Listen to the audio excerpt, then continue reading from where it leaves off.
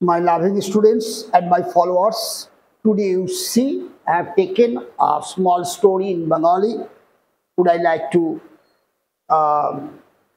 tell you, you follow this class and how I am translating each and every line from Bengali to English by following tenses, active, passive, and all these things. Okay. Now you see, আজ school যাওয়ার সময় একটি ঘটনা আমার দৃষ্টি আকর্ষণ করলো। এই টোটাল বাক্যটার মধ্যে ভার্ব কোনটা? আকর্ষণ করা। তার শেষ উচ্চারণ কি? লেলো লাম। দ্যাট ইজ অ্যাজ পার তোমাদের উচ্চারণ যে কায়দায় আমি তোমাদের শিখিয়েছি, ভার্বের শেষ উচ্চারণে লেলো লাম থাকলে সিম্পল পাস্টের অ্যাক্টিভ ফর্ম লিখব, সাবজেক্ট আর ভার্বের পাস্ট ফর্ম ভি2। তাহলে কে আকর্ষণ করেছিল? তার মানে সাবজেক্ট হচ্ছে একটা ঘটনা, তাই না? কবে? আজকে। তাহলে শুরু করলাম, দেখো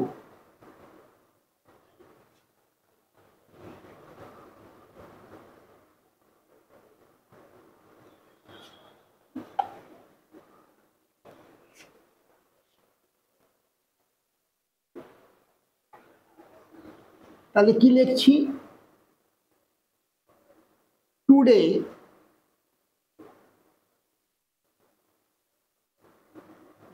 আজকে কি হয়েছে? একটি ঘটনা। ক্লিয়ার ব্যাপারটা? তার মানে একটি ঘটনা, অ্যান ইনসিডেন্ট।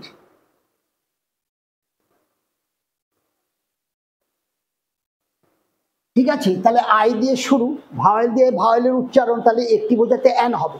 ঠিক আছে, তাহলে টুডে অ্যান ইনসিডেন্ট আকর্ষণ করলো। ড্রিউ, ড্র মানে আকর্ষণ করা হয়, তার পাস্ট ফর্ম ড্রিউ। মাই কি অ্যাটেনশন, কি ড্র করলো, কি আকর্ষণ করলো, দ্যাট ইজ ড্র মানে আকর্ষণ করা, তার পাস্ট ফর্ম ড্রিউ। কি আকর্ষণ করলো? মাই অ্যাটেনশন, মাই অ্যাটেনশন। ঠিক আছে, আচ্ছা কখন? স্কুলে যাওয়ার সময়। তাহলে আমরা এটাকে কিভাবে লিখতে পারি? At the time of going to school. যদি at the time of going to school লিখি তাহলে সেটা হবে সিম্পল, বাক্যটা সিম্পলি হয়ে যাবে, একটা মাত্র ভার্ব থাকবে। আর যদি কমপ্লেক্সে লিখি তাহলে আমরা বাক্যটা কিভাবে সাজিয়ে লিখবো? যখন আমি স্কুল যাচ্ছিলাম। ক্লিয়ার?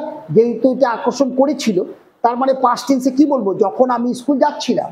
তাহলে আমি কমপ্লেক্সেই রাখলাম, when I was going to school, when I was going to school.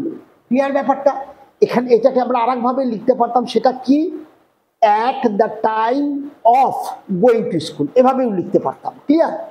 এবার আসো দেখো, আমি দেখলাম যে একটি ভিখারি কয়েকটি রাস্তার কুকুরকে খাওয়াচ্ছে। তা আমি দেখলাম, আই পাস্ট টেন্স স, এটা ভি2। আমি দেখলাম, কি দেখলাম? যেহেতু ক্রিয়া শেষে লো বা লাম আছে তাহলে এটা সিম্পল পাস্টের অ্যাক্টিভ। আই স, আমি দেখলাম যে একজন ভিখারি, এ বেগার, এ বেগার। ঠিক আছে, বেগ মানে ভিক্ষা করা, তার সাথে তুমি কিছু জুড়তে গেলে লাস্ট যেটা কনসোনেন্ট আছে তার আগে ভাওয়েল আছে, তাহলে কোনো কনসোনেন্টের আগে যদি একটি ভাওয়েল থাকে তাহলে লাস্ট কনসোনেন্ট ডবল হয়ে যায়। তাই এখানে বেগার। ওকে, এ বেগার কি করছে? সে নাকি খাওয়াচ্ছিল, এখানে হচ্ছে খাওয়াচ্ছে, তার মানে পাস্টে আছে খাওয়াইতে ছিল। ক্লিয়ার? তাহলে I saw that a বেগার was, past continuous, feeding. আমরা জানি ফিড মানে খাওয়ানো, তার সাথে আইএনজি যোগ, পাস্ট কন্টিনিউয়াস টেন্সে ওয়াজ ওয়ার ভার্ব ওয়ানের সাথে আইএনজি যোগ। তাহলে এ বেগার ওয়াজ ফিডিং, তাকে খাওয়াচ্ছিল কয়েকটি রাস্তার কুকুরকে, সাম স্ট্রিট ডগস। ক্লিয়ার ব্যাপারটা? তাহলে আমরা দেখলাম কি? That a বেগার was feeding some street dogs. এবার আসো দেখো, আমি ভীষণ অবাক হলাম, তাই তাই হওয়া উচিত। What we know, beggar, beggar sometime we see snatches food, even from dogs, but here the thing totally different. আমরা কি দেখতে পাচ্ছি যে একজন বেগার নাকি কিছু স্ট্রিট ডগসকে খাওয়াচ্ছে, ন্যাচারালি আমি অবাক হব। তাহলে আমি কি লিখছি, এতে আমি ভীষণ অবাক হলাম। এই যে এতে, এইসব জিনিসগুলোকে বলে লিঙ্কিং ওয়ার্ডস, ঠিক আছে? একটা লাইনের সাথে আর একটা লাইনের যে একটা সম্পর্ক তৈরি করে দেওয়া, লিঙ্কিং ওয়ার্ড, ঠিক আছে? তাহলে অ্যাট দিস, তার মানে কি লিখবো? অ্যাট দিস মানে এতে, এতে মানে এই ঘটনাতে আমি অবাক হলাম। তাহলে আই ওয়াজ সো, সো মানে খুব, সারপ্রাইজড, তাহলে কি হলো? At this I was so surprised, ঠিক আছে? এবার আসো কি বলছে দেখো, আমি তার সাথে কথা বলতে শুরু করলাম, আমার কিউরিওসিটি হয়েছে, আমি তার সাথে কথা বলতে শুরু করে দিলাম। তাহলে আই স্টার্টেড, শুরু করলাম, আই স্টার্টেড, আমি শুরু করে দিলাম কথা বলতে। কথা বলা ইংরেজি কি? টক। আর যখনই দেখবে কোনো ভার্বের সাথে তে তে তে উচ্চারণ হচ্ছে, তার মানে আমরা জানবো ইনফিনিটিভ করতে হবে, অর্থাৎ টু প্লাস V1। তাহলে টু টক, কথা বলতে, কার সাথে? To him. তাহলে এইখানে প্রিপোজিশন টুও দিতে পারো, উইথও দিতে পারো, কোনো অসুবিধা নাই। তাহলে I started to talk to him, হয়ে গেল বাক্যটা। এবার দেখো, আমি জানতে পারলাম, তাহলে আই জানতে পারা ইংরেজি কি আছে? কাম টু নো অথবা গেট টু নো। পাস্ট টেন্সে কি আছে? I came to know that, আমি জানতে পারলাম যে, কি জানতে পারলাম? সে তার সামান্য রোজগার দিয়ে প্রত্যেক দিন রাস্তার কুকুরকে খাওয়ায়। এই যে প্রত্যেক দিন, অর্থাৎ যে কাজগুলো আগেও হতো, যেদিন আমি দেখলাম সেদিনও হয়েছিল, এখনো হয়, তাদের ক্ষেত্রে সিম্পল প্রেজেন্ট টেন্স ইউজ করতে হবে। প্রত্যেক দিন বলা আছে, তাহলে সে, তার মানে প্রত্যেক দিন, ঠিক আছে? দ্যাট এভরিডে, দ্যাট এভরিডে কি হয়েছে?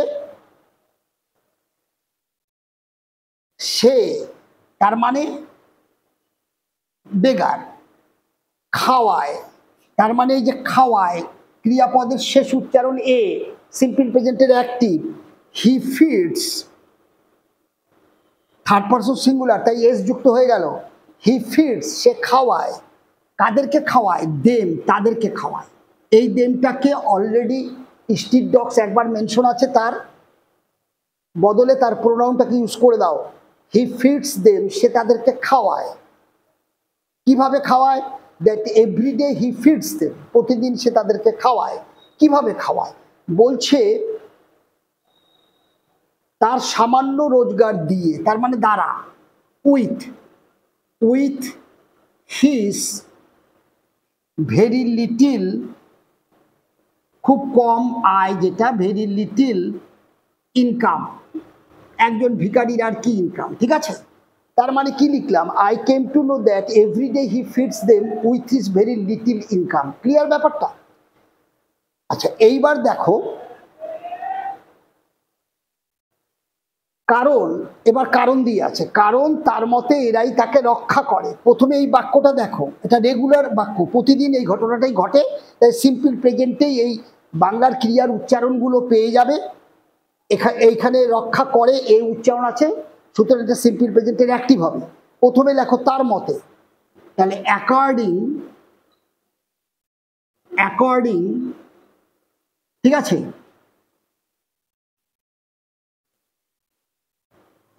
অ্যাকর্ডিং টু হিম, তার মতে।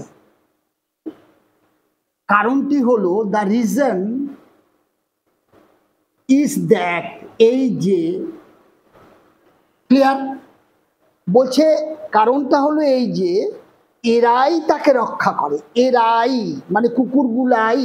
যখন সাবজেক্টের সাথে রস্যই দিয়ে সাবজেক্টকে ইমফাসাইজ করা থাকে, তখন আমাদের ইন্ট্রোডাক্টরি ইট দিয়ে বাক্যটাকে আমরা ইন্ট্রোডিউস করি।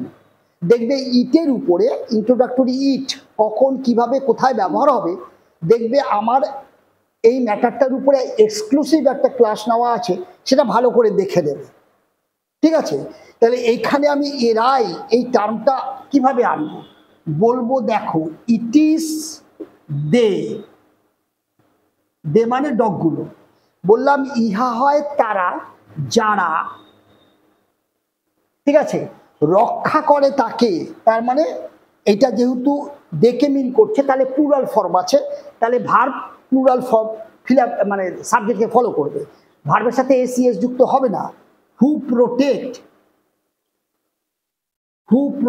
হিম, বলছে ইহা হয় তারা যারা ওকে রক্ষা করে, হু প্রোটেক্ট হিম, কোথা থেকে রক্ষা করে, যখন সে রাতে ফুটপাতে শুয়ে থাকে, হোয়েন, যখন, হি স্লিপস, ঠিক আছে?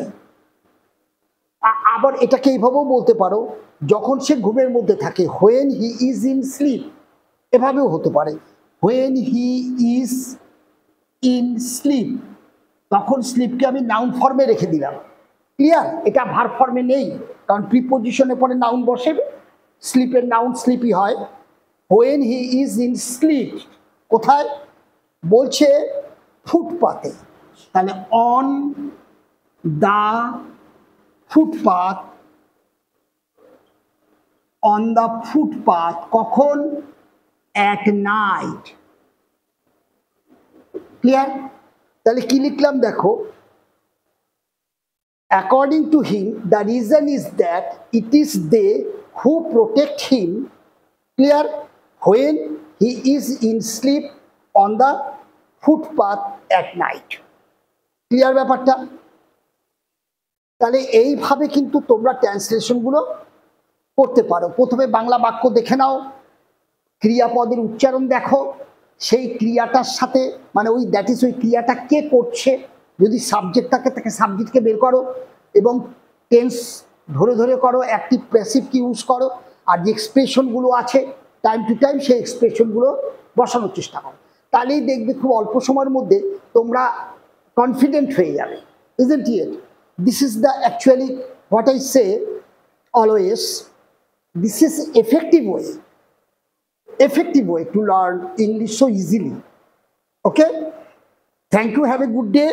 If you like my classes, then you like the channel, okay, share it, and those who are new in my channel, kindly don't forget to subscribe so that so many other students and people, those who like to learn English, can get help. Okay, thank you, have a good day.